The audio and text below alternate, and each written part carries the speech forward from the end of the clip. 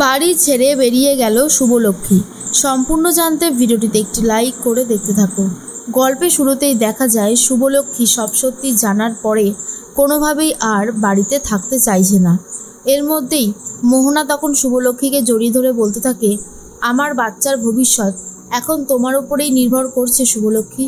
এবার তুমিই বলে দাও আমি কি করব, আমি কি করতে পারি। তখনই শুভলক্ষ্মী কি করবে কিছুই বুঝে উঠতে পারছে না।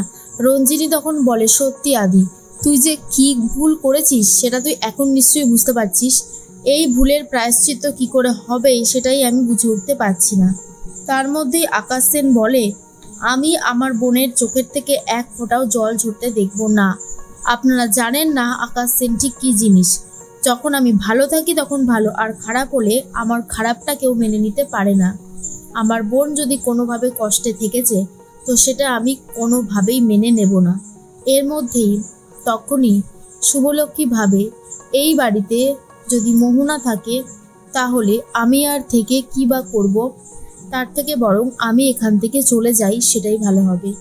এরপর শুভলক্ষ্মী ঠাকুর ঘরে চলে যায়। ঠাকুর নিয়ে শুভলক্ষ্মী বেরিয়ে যাবে বলে ঠিক করে। শুভলক্ষ্মী ভাবে এই বাড়িতে আর নয়। তখন ঋদ্ধি বলে, আচ্ছা মা, তুমি শুভকে এত বড় কথা বলতে গেলে কেন? শুভকে অনেক অপমান করেছে সেবন্তী নিজেও। তাই সেবন্তী বলে, আমি কি করব, আমার যে মাথা ঠিক নেই, হয়তো আমি কোনো ভুল করেছি, কিন্তু তাই বলে শুভ এরকম রিয়াক্ট করবে? ওকে আমি কিছুতেই এই বাড়ি ছেড়ে যেতে দেব না।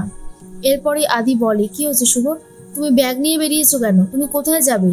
শুভ তখন বলে, আমি আর এই বাড়িতে থাকতে চাই না। এই বাড়িতে থেকে আমি আর কি বা করব? আমি এই বাড়িতে থাকা মানে ঝামেলা বাড়া, তাই আমি এখান থেকে চলে যাচ্ছি। আদ্রিত কোনোভাবেই শুভকে যেতে দিতে চায় না, কিন্তু শুভলক্ষ্মীও আর এই বাড়িতে থাকতে চায় না।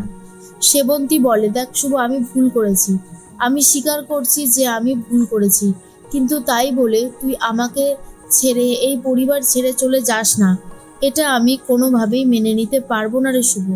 কিন্তু শুভলক্ষ্মী একদমই তো থাকতে চাই না, আর বলে, না মা, আমি আর এখানে থাকবো না, আমি আমার কেশবকে নিয়ে এখান থেকে চলে যাব।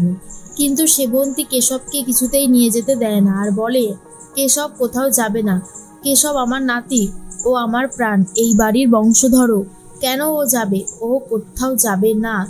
তখনই শুভ ভাবে, যেটা হচ্ছে সেটা ভালো হচ্ছে না, এই বাড়ি থেকে চলে গেলেই সলিউশন হয়ে যাবে।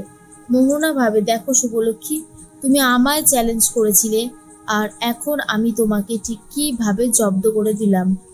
সেবন্তীর কথায় আরো বেশি করেই কষ্ট পায় শুভলক্ষ্মী। রূপক হীরক তখন বলে, এই শুভ, তুই কোথায় যাবি রে? তুই আমাদের ছেড়ে যাস না। আর দেখ, যা হবার তো হয়ে গেছে, আমাদের ঠান্ডা মাথায় একটা সিদ্ধান্ত নেওয়াটা জরুরি। এইভাবে চলে গেলে কোনো কিছুর সলিউশন হবে না। কিন্তু শুভলক্ষ্মী একদমই কোনো সলিউশনে যেতে চায় না, সোজা বেরিয়ে যায়। ঠাম্মি তখন বলে, এ কি অনাচার হলো, এটা একদমই ঠিক হলো না। বাড়ির লক্ষ্মী এইভাবে বাড়ি ছেড়ে চলে গেলে সংসারের জন্য সেটা ভালো হবে না। শুভলক্ষ্মী তো বেরিয়ে গেছে, রাস্তায় কোনো টাকা পয়সা না নিয়েই বেরিয়েছে, কি করবে কিছুই বুঝে উঠতে পারে না। ঠাকুর নিয়ে মন্দিরে বসে গান করতে থাকে, অনেকেই দিতে থাকে টাকা পয়সা, আর সেই টাকা পয়সা নিয়ে বার্গার কিনে খায় শুভলক্ষ্মী। হঠাৎ করেই মনে হয় কেউ বা কারা যেন তাকে ফলো করছে। পিছন দিকে তাকালেই আর কেউ নেই, কিন্তু শুভলক্ষ্মীর ভয় হতে থাকে। এদিকে শুভলক্ষ্মী বেরিয়ে আসা মাত্রই দাদুর হার্ট অ্যাটাক করেছে। সবাই মিলে দাদুকে নিয়ে ব্যস্ত হয়ে যায়। এর মধ্যে শুভলক্ষ্মীও বাড়িতে নেই।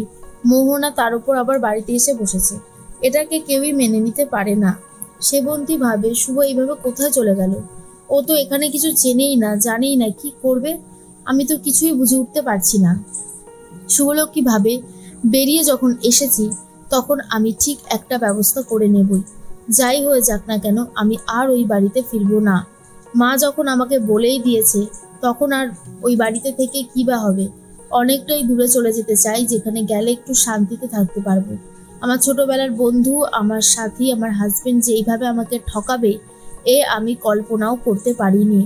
ভুল যখন হয়েছিল সেই ভুলটা যদি একবার স্বীকার করে নিত তাহলে হয়তো আজকের দিনটা আর দেখতে হতো না। কিন্তু যেটা হয়েছে সেটা যে খুব খারাপই হয়েছে সেটা তো বলতেই হবে। এদিকে আদ্রিত অনেক ভেঙে পড়েছে, কি করবে কিছুই বুঝে উঠতে পারছে না। আর কেশবও মায়ের জন্য বায়না করতে থাকে।